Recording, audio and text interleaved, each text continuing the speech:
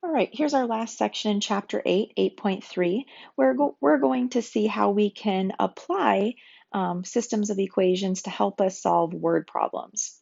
We're going to look at example number 1 and 2, probably set them up fairly quickly because we've actually done these two problems in a previous section where we read through the word problem and we set up a system of equations.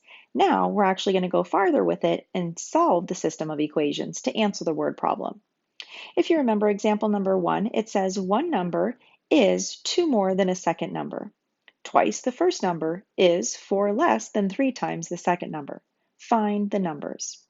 Now, if you remember from before, we don't know what the first number is. We're going to call that x. And we don't know what the second number is, so we're going to call that y. So when I go through and I label my variables, I have to make sure in the end I understand what it means when I get x equals 3, or whatever the answer is. That x really represented the first number. Now, remember I can translate the word is into an equal to sign. So when I read that first sentence, it says one number, x, is equal 2 more than the second number. So I can say x equals 2 more than the second number. If I call the second number y, I can say I have y plus 3. So x is 2 more than the second number y. All right, if I read the second sentence, twice the first number, remember the first number is x, so I can say 2 times x is, means equal, 4 less than 3 times the second number. Well, 3 times the second number, if the second number is y, I can say 3 times y. But I want to make sure that I'm 4 less than that, so I want to make sure I subtract 4 from it. So my second equation will look something like this. Now, I have two equations with two different variables, x's and y's. I have a system of equations that I should be able to now solve either using graphing, substitution, or elimination, the three different methods we learned in previous sections. I'm going to go ahead and solve using substitution. Since my first equation already says x equals, can I go ahead and plug this into my second equation wherever I see an x? So I have this equation now that says 2 times y plus 2 is equal to 3y minus 4.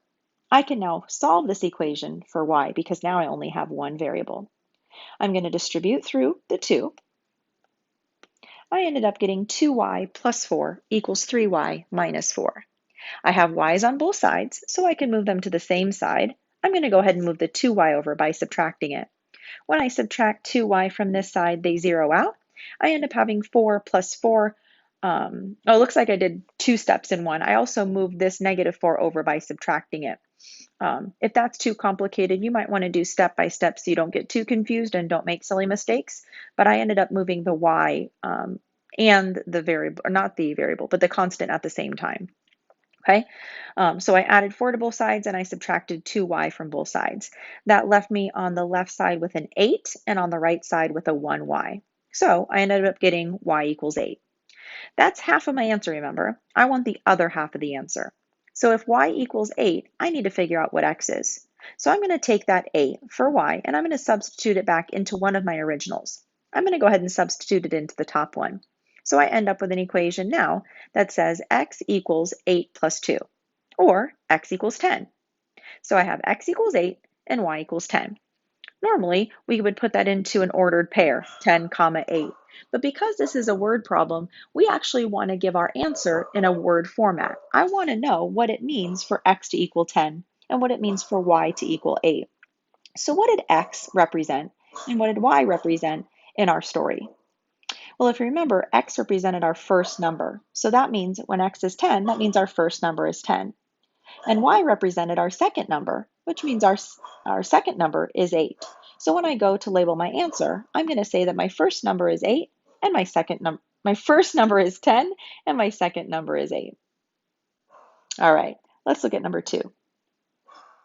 Number 2 we also saw in a previous section where it says here an office supply store sells 7 writing tablets and 4 pens for $6.40.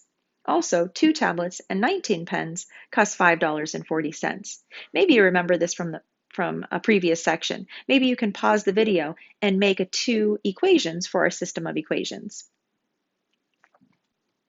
All right, for my first equation, I got 7w plus 4p equals 640, where w represents our writing tablets and p represents our pens. For my second equation, I got 2W plus 19P equals $5.40. So when I buy a certain number of writing tablets and pens, I know a cost, and I can write two separate equations with two variables, a system.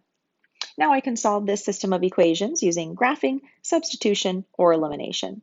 On this one, I'm going to go ahead and use elimination. They're already in columns, so now what I want to do is get either one of my variables to be opposites. I'm going to head and go with the w's. I'm going to try to make my w's opposite. Right now I have a 7 and a 2 as my coefficients. So what would be kind of the common denominator between 7 and 2? I'm going to say 14. I'm going to go through and multiply the top one by 2 and the bottom one by -7 so that they're opposites. When I do that, oh, it looks like I did a -2 on the top, so let's do that. Either way, you would get the same answer. So one of them has to be negative and one of them has to be positive. But because I already have the work here, I'm going to go ahead and change that to multiplying the top by a -2 and the bottom by a +7. All right, that gives me a -14W, a -8P, and a -12.80. On the bottom equation, when I multiplied it by +7, I got +14W plus 133P equals 37.8. Now that I have opposite coefficients, I can go ahead and add these equations together. My -14W and +14W cancel each other out. And so on that left side, I am left with 125p. That's -8 plus 133. On the other side, using my calculator if you need to, or making sure that you subtract and keep the sign of your bigger number, you should end up getting 25. I can get p by itself by getting rid of the 125 that's right next to it by dividing both sides by 125. And I ended up getting a decimal, p equals 0.20. I didn't want to put it as a fraction. I wanted to put it as a decimal. Because remember, what did p represent? Remember, p represented the price of the pens. And so now I know that the pens cost 20 cents. Let's figure out how much the writing tablets cost. Now that I know that p equals 20 cents, I can go ahead and substitute in p to either one of these original equations. It looks like I substituted into the top one. I have 7W plus 4 times 0.20, the amount for the pens, equals $6.40. Let's simplify. Let's subtract the 0.80 over to the other side.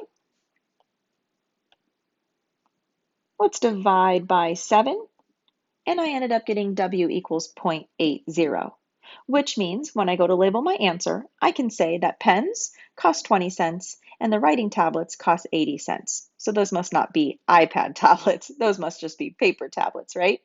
So pens are 20 cents and tablets are 80 cents. Again, you can always double check your answers by plugging it back into the originals and making sure that the total makes sense.